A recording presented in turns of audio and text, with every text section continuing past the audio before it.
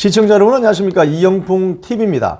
이번 4.10 총선에서 민주당이 압승하자 이 법원에서 이 재판정에서 코미디 같은 일이 벌어지고 있습니다. 두 가지 정도를 제가 말씀드릴 건데요. 오늘 조선일보 사설에서도 참 희한한 일이다 이렇게 지적을 하고 있습니다.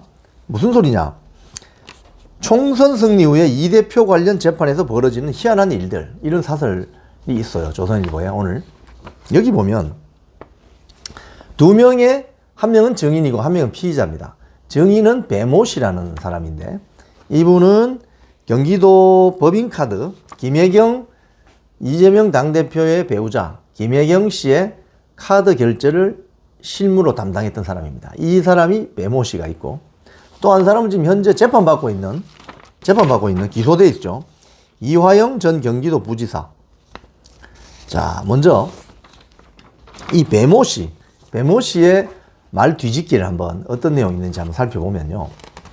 총선 전까지만 해도 쭉 꾸준하게 일관되게 진술하던 것을 총선이 딱 민주당 압승으로 나오자 말을 바꿉니다. 어떻게 바꾸느냐?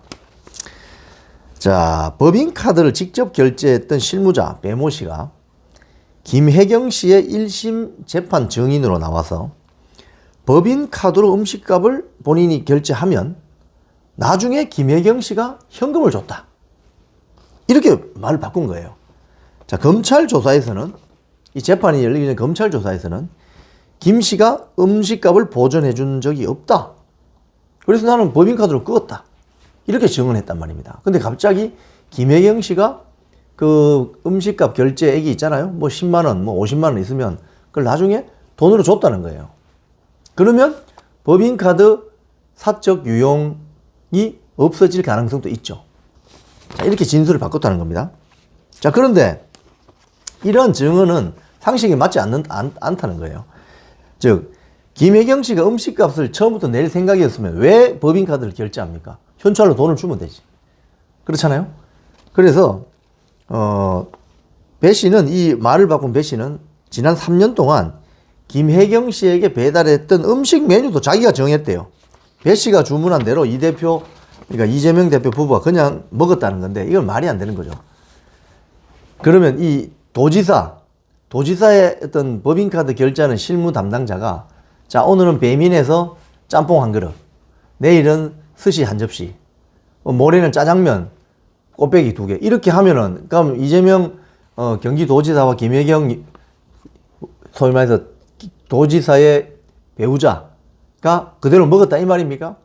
말도 안 되는 소리죠. 이게 완전히 증언이 이 말도 안 되는 이야기를 하는 거죠. 지금 이런 상식 밖의 증언이 계속되자 이 보다 못한 판사가, 재판부가 위증 문제가 생길 수 있습니다. 4차례 정도 경고를 했대요. 자, 이 배모 씨의 증언이 번복이 되면은 오롯이 그 책임을 이 배모 씨 혼자 다 뒤집어 쓰게 된대요. 그리고 이재명 대표 부부는 혐의에서 벗어난다는 거죠. 왜? 법인카드를 결제했는데 김혜경 씨가 시켜서, 근데 결제하고 나서 10만원 50만원 결제했더니 김혜경 씨가 10만원 50만원 현찰로 줬다는 거죠. 이 배모 씨의 진술이, 바뀐 진술이. 그렇게 되면 김혜경 씨는 경기도지사 도청에 경기도민의 혈세로 결제되는 그 법인카드를 사적으로 유용한 혐의에서 벗어날 수 있는 거죠. 이런 장난을 칩니다. 자, 그러면 배모 씨가 왜 이럴까? 배모 씨가 왜 이럴까? 여러분 딱 떠오르잖아요, 그죠?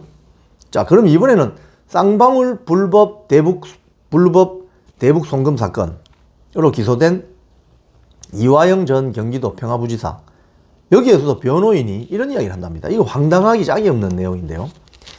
이 사건에서 이재명 대표가 공범으로 적시가 되어 있고, 이재명 대표는 앞으로 대통령 선거 나갈 사람이기 때문에 이 사건의 판결 결과가 향후 권력에 영향을 주는 정치적 사건이다. 이런 황당무계한 궤변이 있습니까? 자, 그래서 1심 선고를 연기해달라. 이게 아마 6월 초 같은데요. 1심 선고가. 1심 선고를 연기해달라. 그리고 이화영 씨의 보석을 요구했다는 기사가 있다는 거예요.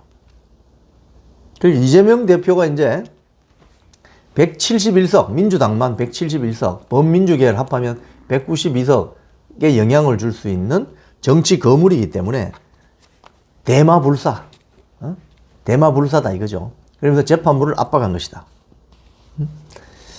자, 이거 참 뭐 이런 거 보면은 제가 어떤 말씀을 좀 드리고 싶냐면은 간단합니다.